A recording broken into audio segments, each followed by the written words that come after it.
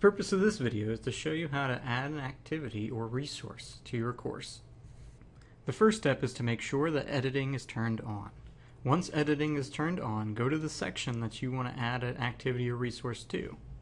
At the bottom of the section, on the right-hand side, you'll see an Add an Activity or Resource link. Go ahead and click it. All activities and resources are listed together, with the activities being listed first and the resources being listed at the bottom. Activities are content that students will complete and turn in.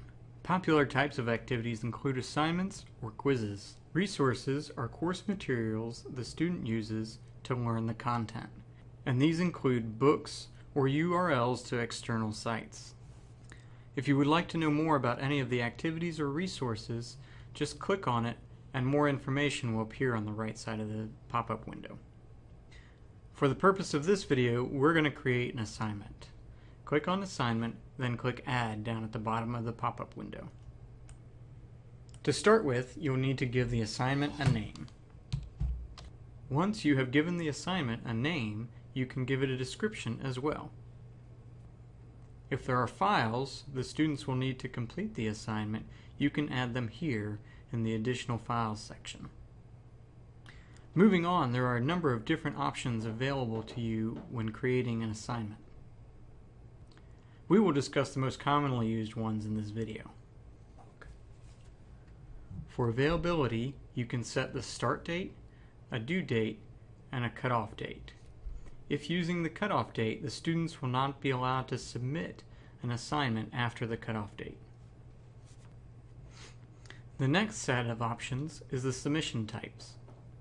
For submission types, you have OneNote submissions, which is now available through the integration of Office 365, file submissions, and online text.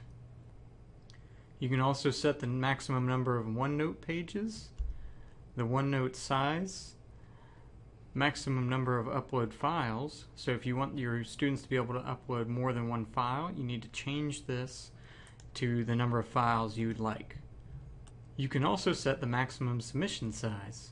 The default submission size should be sufficient for most assignment types. You can enable a word limit as well. The next set of options we'll talk about are the grades. Under the grading options, you can change the type of grading. You can use point, scale, or none. None would be used if you are not grading the assignment. Scale would be used if you want to use one of these preset options available in the drop-down menu. Point is the most commonly used option. Here you can change the maximum point value of each assignment. Next, you can select the grading method. You can choose from Simple Direct Grading, Grading Guide, or Rubric. Simple Direct Grading allows you to enter one single grade for the entire assignment. Grading Guides and Rubrics allow you to break the assignment up into components which can be graded separately. Also, if you've created categories in your gradebook, you can select the category that best fits this assignment. The next section is the Restrict Access options.